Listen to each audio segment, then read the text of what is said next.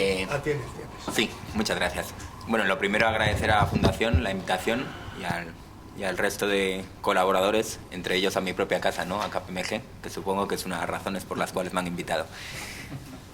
Comentaba antes, creo que era Joaquín Deita, comentaba antes que en todo proyecto había tres ingenierías, ¿no? La ingeniería propiamente dicha, la ingeniería técnica, la ingeniería financiera y la ingeniería legal. Y él comentaba, creo yo que injustamente, que la ingeniería legal era quizá la más complicada de las tres. Bueno, aparte que voy a intentar hacerla un poco más, en pocos minutos, intentar dar unas pocas pinceladas, a ver si ayudo a hacerla no tan complicada, creo que más que un tema de complejidad, y volveré a ello luego, lo que creo que hay es un tema de falta de interlocución. Es decir, la ingeniería técnica, la ingeniería financiera y la ingeniería legal hablamos poco entre nosotros. Y de hecho, a veces descubrimos que los contratos dicen una cosa, los ingenieros piensan que dicen otra y los financieros piensan que dicen otra, ¿no? Volveré a ello después. Me han pedido también que intente hablar de lo que es el marco contractual típico, ¿no? De un proyecto típico. Es verdad, y se ha ido diciendo antes en las ponencias que me han precedido, que el esquema del PPP está cambiando.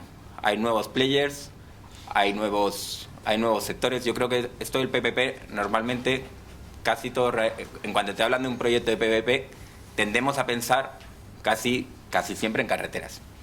Es decir, pero hay muchos más sectores. La verdad es que antes, bueno, lo has comentado, ¿no? Que el tema del agua, del environment, de la salud. Es decir, cada vez hay más sectores que están apostando por estos sistemas. Sin embargo, sí que es verdad que hay muchos temas comunes en todos ellos y creo que sí que se puede intentar elaborar un sistema típico, aunque con muchos matices que desde luego no vamos a tener tiempo de ver. Dentro de ese universo contractual, yo casi pondría, por hacer una pequeña similitud, el sol, digamos, la estrella alrededor de la que giran el resto de los contratos, es desde luego el contrato de financiación. El contrato de financiación a largo plazo, que puede tener, y me referiría a él sobre todo, puede tener el esquema de un contrato de financiación a largo plazo, puede ser meramente un contrato de inversión entre los socios sponsors, o puede ser, y estamos hablando mucho de ello, y me temo que en los próximos años hablaremos más, me temo o afortunadamente, puede ser una emisión de bonos. Incluso en varios proyectos ves varios de esos puntos a la vez, ¿no? Ves un contrato de financiación a largo plazo que después de que el proyecto se ha terminado de construir y que muchos de los riesgos se han clarificado, pues se intenta sustituir por una emisión de bonos. Alrededor de ellos, como decía, hay otros contratos, ¿no? Hay unos documentos financieros auxiliares. El primero es un contrato de crédito IVA, que siempre va aparte porque el plazo de amortización es distinto, los riesgos son distintos, básicamente conceder los derechos contra la administración lo tienes realizado. Hay unos derivados que muchas veces son casi siempre un derivado de tipo de interés para cubrir el riesgo de tipo de interés, variaciones de tipo de interés, particularmente importante posiblemente en estos días donde el tipo de interés está históricamente bajo, con lo cual, por una mera cuestión estadística, parece que en los próximos años debería subir, con lo cual conviene fijarlo. Y luego puede haber otro tipo de derivados de IPC, aunque son quizá en proyectos de PPP menos habituales, aunque también se ven, derivados de monedas si hay participantes extranjeros. Hay también emisiones de avales, como han comentado antes, sobre todo porque el banco financiador pues también es capaz de dar los avales bien a la administración o bien a otros partícipes para asegurar el cumplimiento del proyecto. Eso dentro de lo que son los documentos financieros auxiliares. Además, tenemos los propios documentos de construcción, que básicamente, si lo que hemos hecho es montar, que es lo habitual, una SPV, lo que hace la SPV es contratar con los socios reales del proyecto, con las UTEs, monta y contrata la construcción y el mantenimiento de los proyectos. Un poco más abajo tenemos el contrato de apoyo de los sponsors. También hablaremos luego qué riesgos. Si lo que tenemos es una SPV, lo que procuramos es que los sponsors asuman riesgos limitados. ¿Qué riesgos les vamos a traspasar a los sponsors? Suele estar en un contrato aparte que llamamos contrato de apoyo de los sponsors o de otra manera. Y luego tenemos los contratos de garantía. En España, y esto sí que es muy particular de España, yo he tenido la suerte de participar en proyectos de financiación de infraestructuras en España y en el extranjero. En España tenemos un problema con las garantías. Por alguna razón la administración no le gustan y realmente legisla en contra de ellas. En el campo de las infraestructuras es particularmente reseñable, ¿no? La garantía típica, si estamos hablando de un proyecto de infraestructura, la garantía típica debería ser una hipoteca.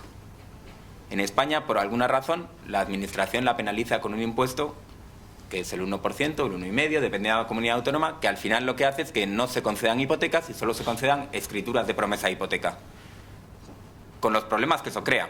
O bien que se concedan hipotecas metiendo al proyecto un coste de un 1,5% más, innecesariamente, en mi opinión.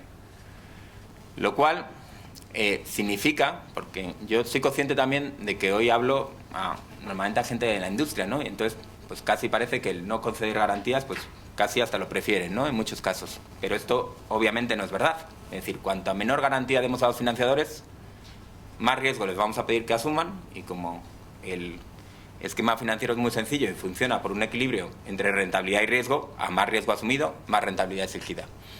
Mientras que otros proyectos fuera se conceden hipotecas con costes mínimos, desde luego no tan significativos, que dan a los financiadores mucha más comodidad y que, sin embargo, en España, pues ya digo que son extraordinariamente caras.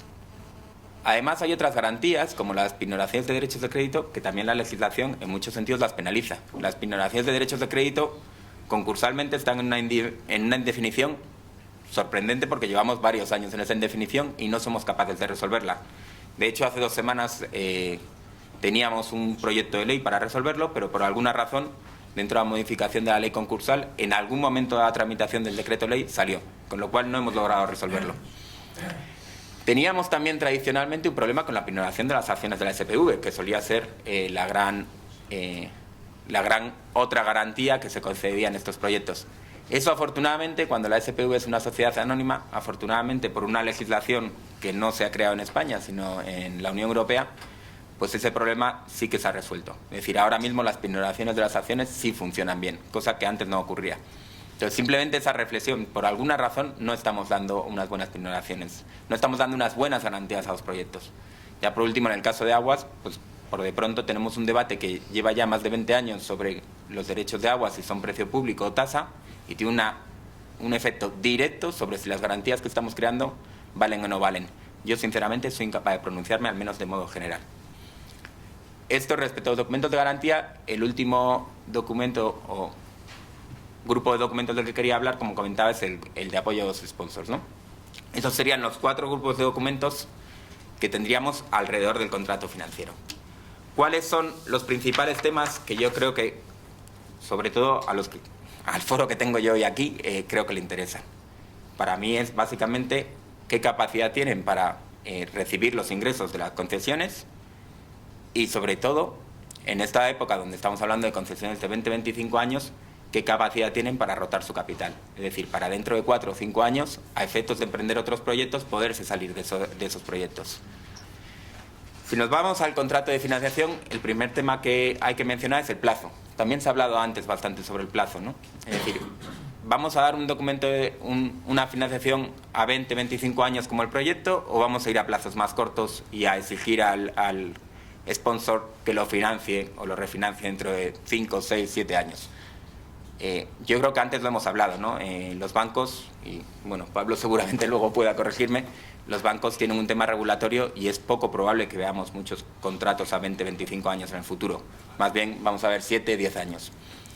Lo cual significa que al final de los 7 o 10 años hay que refinanciarlo con los riesgos que eso implica para todos los partícipes, si somos incapaces de financiarlo o, sobre todo, si somos incapaces de refinanciarlo al precio que consideramos. Habrá que ver cuáles son las consecuencias. Si vamos a hablar de un cash sweep, a partir del cual, si no es usted capaz de refinanciar, nos vamos a llevar todos los ingresos hasta que usted lo refinancie o pague todo, lo cual significa que a lo mejor el sponsor deja de recibir ingresos durante 5, 6, 7 años, o si simplemente va a ser un supuesto de terminación anticipada y que el banco se quede con el proyecto. Eso dependerá un poco de la sensibilidad del banco. Luego, otro de los aspectos al que hay que tener especial en cuenta es los covenants financieros, es decir, cómo funciona el proyecto. Y muy relacionado con ello, cómo funcionan las cuentas. Y sobre eso también quería hacer un pequeño comentario. Yo tenía un cliente que me solía decir lo mismo, ¿no? Que concéntrate específicamente en el funcionamiento de cuentas, porque viendo si las cuentas funcionan bien, lógicamente en un proyecto hay riesgos que no se pueden controlar o que pueden ocurrir, pero si las cuentas funcionan bien, al menos los documentos van a funcionar bien. Y sin embargo, él me comentaba que era en lo que menos nos solíamos entrar los abogados. Y de hecho no suele ser las cláusulas en las que más comentarios recibes. Esto casi como lo que decía Napoleón, ¿no? Deme usted las leyes que yo haré los reglamentos. Pues él decía lo mismo.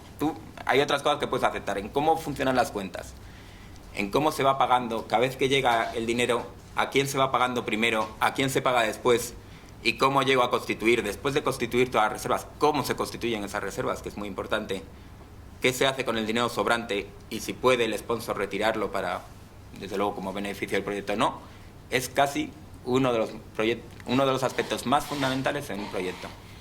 Y al menos desde luego en su diseño jurídico, y sin embargo, como comentaba, no es de los aspectos que más se comenten y que más se discutan.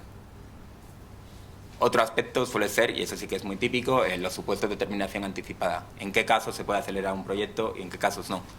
Y en eso sí que suele llamar la atención, o yo suelo llamar la atención a mis clientes cuando asesoro a la industria, que muchas veces esos casos de terminación anticipada no tienen que ver solo con la propia sociedad del proyecto, sino tiene que ver con los propios sponsors.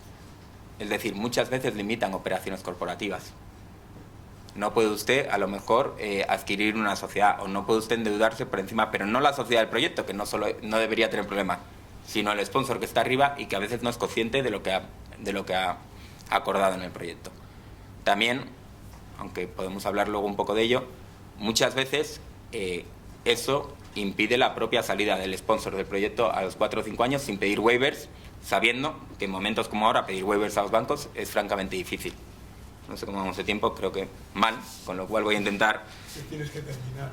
Pues casi, vamos, podría, bueno, de los contratos back-to-back, de los contratos de construcción, pues simplemente señalar que lo que se procura es trasladar todos los riesgos a los propios constructores, es decir, y que quede claro que cuando la concesión impone unas multas, el contrato de construcción impone cuanto menos las mismas multas, a veces incluso más, para que los financiadores se queden más tranquilos y que los plazos y demás casan, que no siempre es el caso.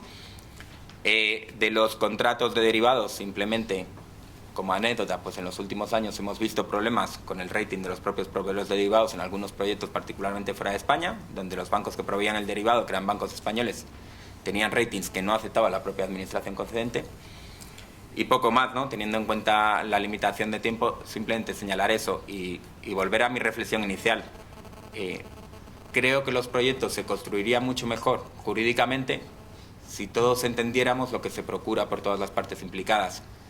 No sería ni la primera, ni la segunda, ni la tercera vez en mi vida que te pregunta a un cliente al cabo de 3 años cómo funcionaba esto y tú dices, mira, pues esto funcionaba así, así, así, y te dice, pues llevamos 3 años y no hemos hecho nunca nada de eso y nadie nunca nos ha llamado la atención. Y yo creo que porque sencillamente nosotros no entendíamos del todo qué es lo que se pretendía hacer y nadie se había leído los contratos. Con lo cual, bueno, pues creo que como reflexión, si lográramos coordinarnos mejor, creo que los proyectos saldrían mucho mejor.